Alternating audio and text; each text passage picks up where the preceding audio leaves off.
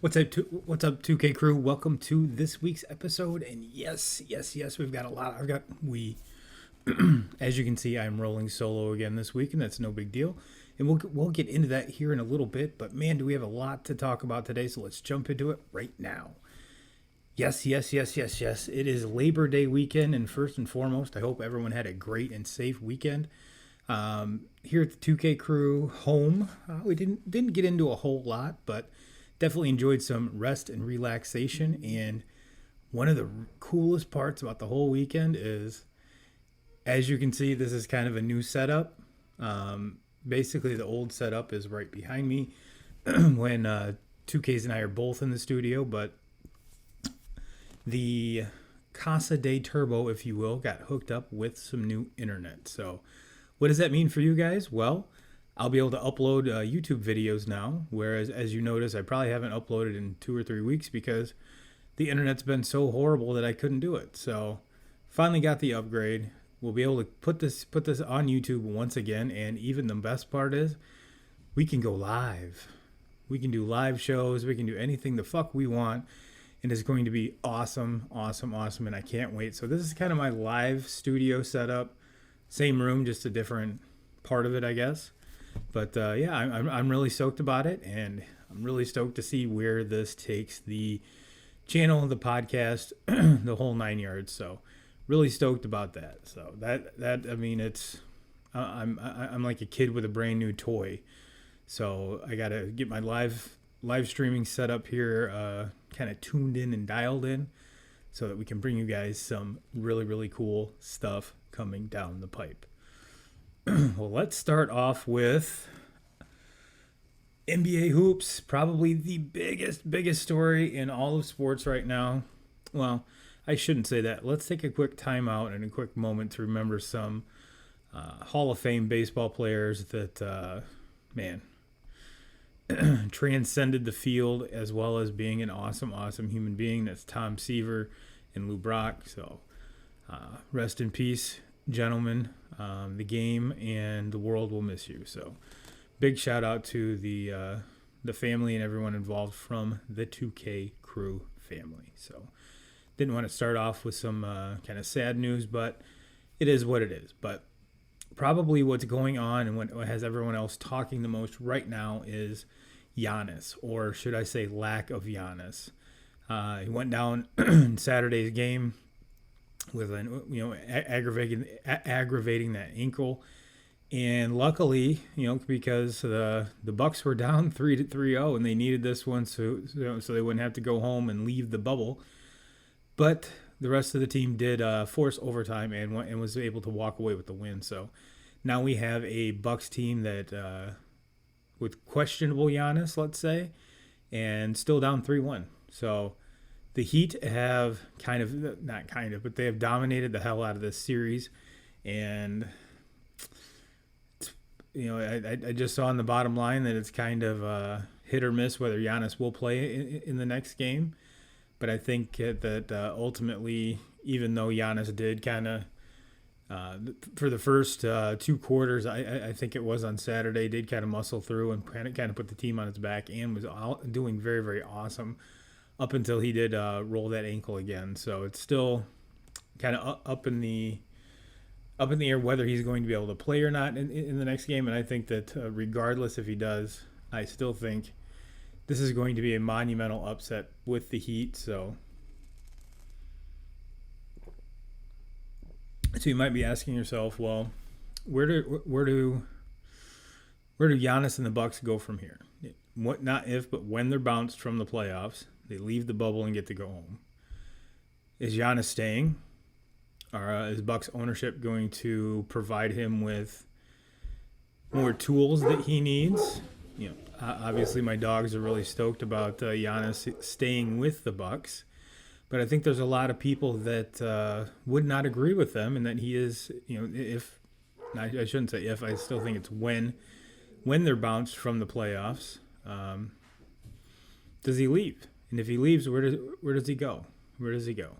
And there's been a lot of talk about him joining Luka in Dallas, and that would make for quite the scary team. You got especially if Porzingis comes back healthy.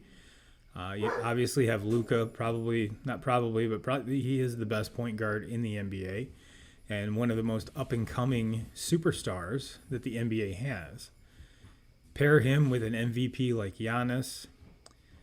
Man, that's a good 1-2-3 punch right there that I don't think anyone would be able to contend with, especially in a 7-game series. And on top of that, Mark Cuban's not dumb. He's not dumb at all. And this could be the linchpin to the Dallas Mavericks being a Western powerhouse for many years to come. Whereas the Lakers, their superstars are rather aging in LeBron and AD. So even them, they're tied 1-1 as of this recording with the Rockets. So that small ball that the Rockets are playing are giving the Lakers a little bit more headache than what they really anticipated. So we shall see where that series goes to. And now, mind you, this is a Rockets team that had to go to a Game 7 to get to this point. So it's always intriguing with the small ball versus because let's be honest, LeBron and AD are two of the best big men in the NBA. Whether we like to call them big men or not, they really are. So it's going to be interesting going forward to see how the landscape of the NBA will change because, ladies and gentlemen, let's be honest, if Giannis does leave Milwaukee, the West, and if he happens to go to Dallas, then the West is going to become even more loaded, even loaded than this train that's going by, but it's going to leave the East so much more bare. So much for the taking. And then if you look forward to next year with Durant and Kyrie and the new coach Steve Nash over there in Brooklyn, that could be a very interesting team going forward as well. And I mean, I know you have the Heat, you have the Raptors and a handful of other teams, but let's be honest with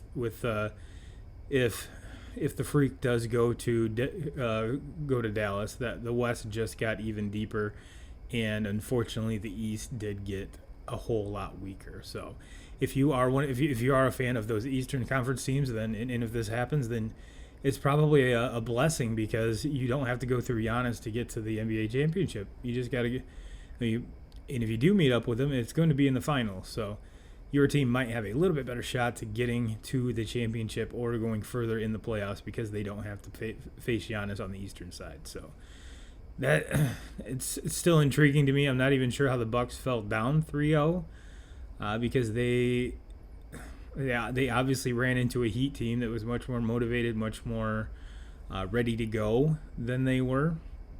So it's going to be interesting to see, if you remember back in our NBA Pick'em, 2K's was very high on Jimmy Butler, and Jimmy Butler's had a hell of a fucking series. So, probably the first time in Turbo and 2K's history where we've picked someone where they didn't take a shit.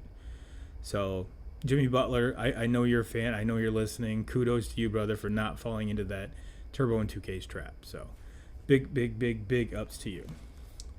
Now, here's something that I know I'm going to get some shit on, but I do need to cover it because it is blowing my mind as to what's going on. So hold on one second.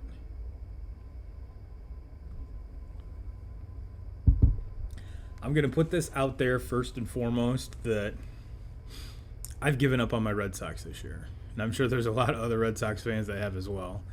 I would have never thought that we'd be sitting at 14-28. I figured we'd be playing more along the lines of 500 baseball, but that does not seem to be the case. And it's not just the pitching; it's the hitting. I don't understand it. I don't understand it. I understand with the loss of Mookie, you're going to lose some offensive production, but not this much. So I've kind of given up on them. I do still pay attention to them, but as far as grasping onto games and just going full forward with it, I'll be perfectly honest with you. I get more excited watching the White Sox or the Padres, which I really have no rooting interest for. I'd much rather watch them play because those boys are balling the fuck out, and we're going to get to that pretty soon here. But the thing that has me just baffled is the New York fucking Yankees, which I guess it shouldn't find I shouldn't find it that kind of mind blowing. Now, mind you, they've been riddled with injuries again this year. Last year, they made a deep run with everybody but, I want to say it was Gleyber Torres and one other player not spending time on the IL. Whereas this year, it seems like everyone's been on the IL. And on top of that, their pitching has been exposed. And going back to the pick'em, the early pick'em before the the 60-game season was even thought of or even proposed, I was very adamant about I was not scared of the Yankees starting staff. Their bullpen is they still have one of the best bullpens in the league, but even those guys have been dinged up as well.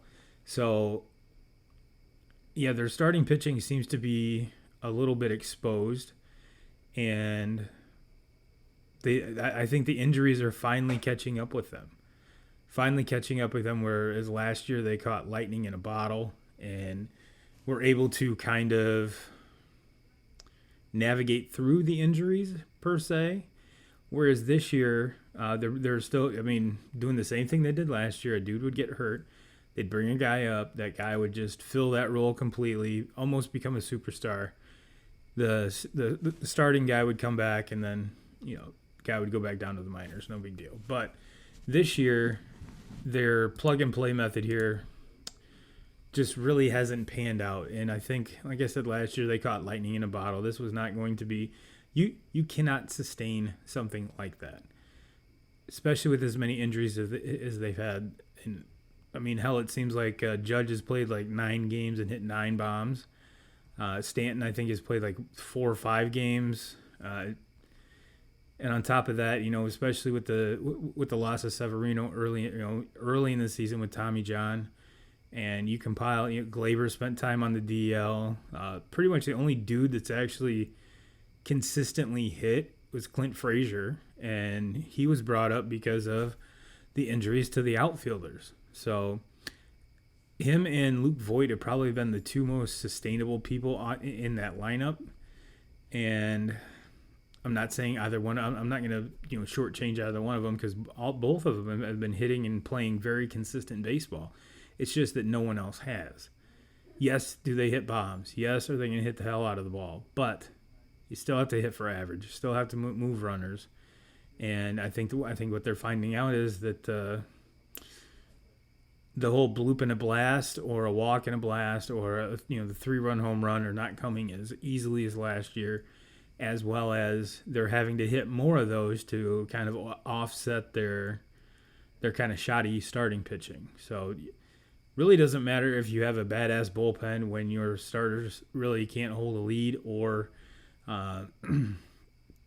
so that's become a huge problem now.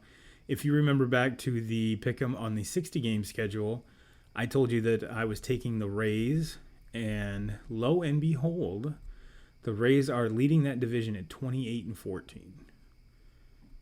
The Blue Jays are second in that division at 22-18. 1 game back of that is the Yankees at 21-19. And the surprising Baltimore Orioles are 19-21.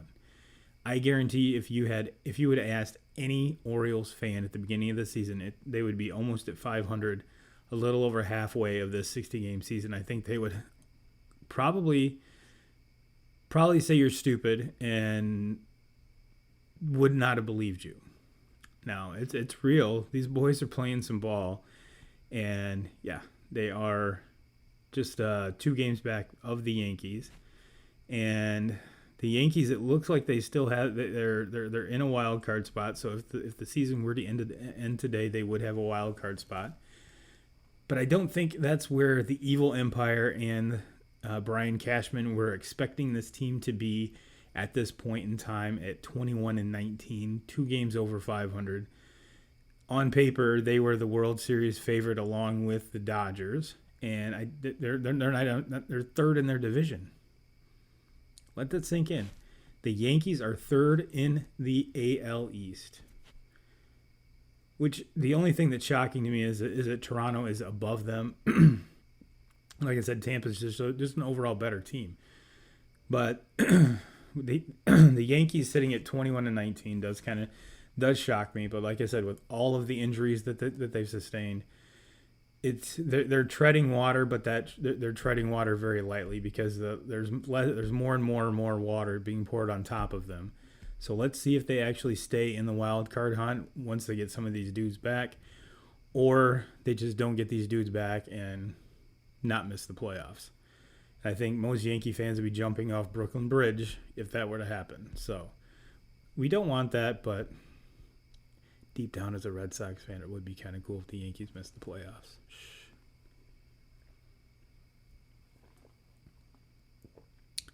But yes, another one of my picks that is coming to fruition is the Chicago White Sox. Man, oh man, have these boys been on fucking fire. Giolito throws a no-no. The last 10, they're 7-3, but it seems like every time I look up, they're winning a game. So I'm not sure when they're losing. Posting a record of 26-15 in the AL Central. And the AL Central is kind of looking to be a whole lot more competitive than I think either myself or 2Ks would have thought. But yes, I did pick the White Sox to win this division. I believe 2Ks picked Minnesota. But as it sits right now, if the season were to stop right now, your two representatives from the AL Central would be the White Sox and the Indians. And now, mind you, keep in mind the Indians have been doing this without Tito Francona for most of the year. Sandy Alomar Jr. has been the active bench coach in Cleveland right now. So big shout out to Tito. Get healthy. The game needs you. The game is better with you, my friend. And the Minnesota Twins are third in that division, and right now they are 3.5 games back they're 3.5 games up. Pardon me, if I'm reading this correctly, of a wild card spot. They're a game behind the Minnesota Twins. And I think kind of the shocker with all of them, and we've talked about this kind of not at wit's end, but your Detroit Tigers are hanging in there at 18-21, 2.5 games back of a wild card spot. I'm pretty sure if you asked any Tigers fan before the season, this late in the season, they would be 2.5 games back of a wild card spot. They would probably not believe you, and being a Detroit fan right now is rather tough. So, not sure what their response would be, but they obviously would not believe you. But I have watched a lot of these games, and they're going toe to toe with everyone in their division. I want to say that during the broadcast today, they said they've had 9 players make their major league debut already, and that does not include like Riley Green or Spencer Torkelson or some of the other pitching prospects. So the cupboard is very loaded for Detroit, and it seems like when they do come up, these boys are ready to play. They're ready to play. They're ready to hit. They're ready to pitch. So kudos to the farm system of the Tigers for getting these boys ready and raring to go.